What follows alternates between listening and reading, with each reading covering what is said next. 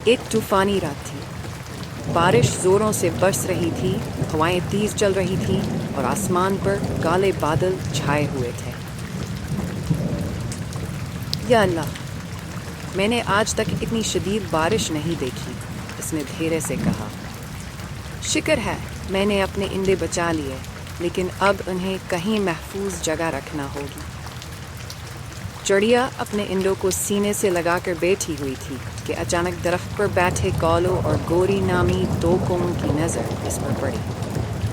گوری، دیکھو، چڑیا کے انڈے باہر پڑے ہیں۔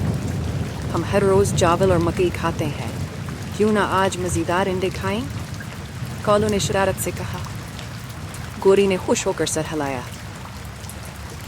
ہاں، جیسے ہی یہ چڑیا یہاں سے جائے گی ہم انڈے لے لیں گے۔ چڑیا کو معلوم تھا کہ اگر وہ جلدی سے کوئی نیا گھونسلہ نہ ڈھونڈتی تو اس کے انڈے بچ نہیں پاتے۔ اس نے جلدی سے انڈے پتوں کے نیچے چھپا دیے اور نیا گھونسلہ ڈھونڈنے نکل پڑی۔ چڑیا کے جاتے ہی کالو نیچے اترا اور انڈے لے کر اپنے گھر چلا گیا۔ گوری، جلدی سے توے کو گرم کرو، آج ہم انڈے بنائیں گے، کالو نے خوش ہو کر کہا۔ ماں جی، میرے گھونسلے کو طوفان نے تباہ کر دیا ہے اور میں نہیں جانتی کہ اپنے انڈے کہاں رکھوں، کیا آپ میری مدد کریں گی؟ ماں جی نے مسکراتے ہوئے کہا، ضرور، میرے پاس ایک اضافی گھونسلہ ہے جو تم استعمال کر سکتی ہو جب تک طوفان ختم نہ ہو جائے۔ بہت بہت شکریہ ماں جی، میں آپ کی احسان مند رہوں گی۔ چڑیا نے دل کی گہرائیوں سے شکریہ ادا کیا۔ چڑیا جلدی سے واپس اپنے انڈوں کی جگہ پہنچی، لیکن وہاں پہنچتے ہی اس کا دل ڈوب گیا۔ انڈے غائب تھے۔ میرے انڈے، میں نے تو انہیں یہاں رکھا تھا۔ چڑیا نے روتے ہوئے کہا۔ کیا ہوا بیٹی؟ چچا کبوتر نے پوچھا۔ میرے انڈے غائب ہو گئے ہیں، کسی نے انہیں چرا لیا ہے، چڑیا نے روتے ہوئے کہا۔ چچا کبوتر نے افسوس سے سر ہلایا۔ میں نے کسی کو نہیں دیکھا، لیکن تم کالو اور گوری کے گھر جا کر دیکھو، وہ دونوں آج کل کچھ ٹھیک نہیں لگتے۔ چڑیا نے شکریہ ادا کیا اور جلدی سے کوہوں کے گھر کی طرف اڑی۔ جیسے ہی وہ وہاں پہنچی، اس نے سنا کہ گوری کہہ رہی تھی، کالو جلدی کرو، کوئی آ جائے اس سے پہلے ہم انڈے کھا لیں۔ کالو انڈے توڑنے ہی والا تھا کہ دروازے پر زور سے دستک ہوئی۔ انڈے چھپا دو کالو، میں دروازہ دیکھتی ہوں، گوری نے گھبرا کر کہا۔ چڑیا جلدی سے چچا کبوتر کے پاس گئی اور اسے مدد کے لیے کہا۔ چچا کبوتر نے ایک ترکیب سوچی۔ انہوں نے کچھ تازہ اور رسیلے پھل جمع کیے اور کونگ کے گھر کے باہر رکھ دیے۔ پھر چچا کبوتر نے زور سے دروازہ کھٹکھٹایا۔ کالو، گوری، باہر آؤ، یہاں تمہارے لیے کچھ مزیدار چیزیں رکھی ہیں۔ گوری نے دروازہ کھولا اور پھل دیکھ کر خوش ہو گئی۔ کالو، دیکھو، جلدی آؤ، یہاں کچھ مزیدار پھل پڑے ہیں۔ کالو اور گوری جیسے ہی باہر آئے، چڑیا چپکے سے ان کے گھر کے اندر گئی اور اپنے انڈے ایک ٹوکری کے نیچے چھپے ہوئے پائے۔ جلدی سے اس نے انڈوں کی جگہ 2 سفید پتھر رکھ دیے اور اپنے انڈے لے کر باہر نکل گئی۔ جب کالو اور گوری واپس آئے تو ان کے منہ میں پانی بھر آیا تھا، لیکن جب انہوں نے انڈے توڑے تو ان کے سامنے پتھر نکلے۔ ارے، یہ کیا؟ کالو نے حیرت سے کہا۔ چڑیا ماں جی کے گھونسلے میں اپنے انڈوں کے ساتھ آسمان میں اڑتے ہوئے مسکرا رہی تھی۔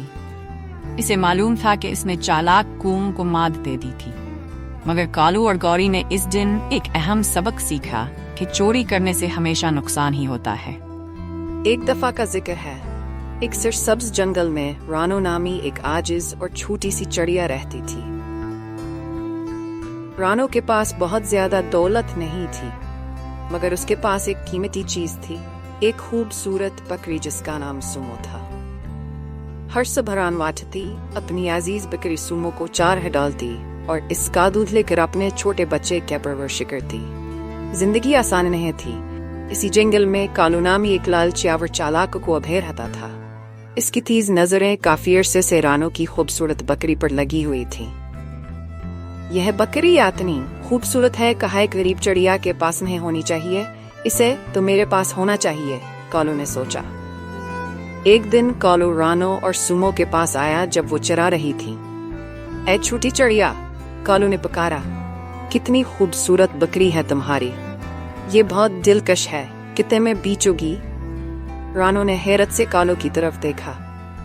अरे नहीं कालू, ये बकरी फरोख्त के लिए नहीं है, सुमो मेरे लिए खानदान की तरह है, मैं इसके दूध पर अपने बच्चे की परवरिश करती हूँ। कालू ने माथे पर बल डालते हुए कहा, अगर चिड़िया बकरी नहीं बेचेगी तो मैं इसे चोरी कर लूंगा, सुमो हर हाल में मेरी होगी।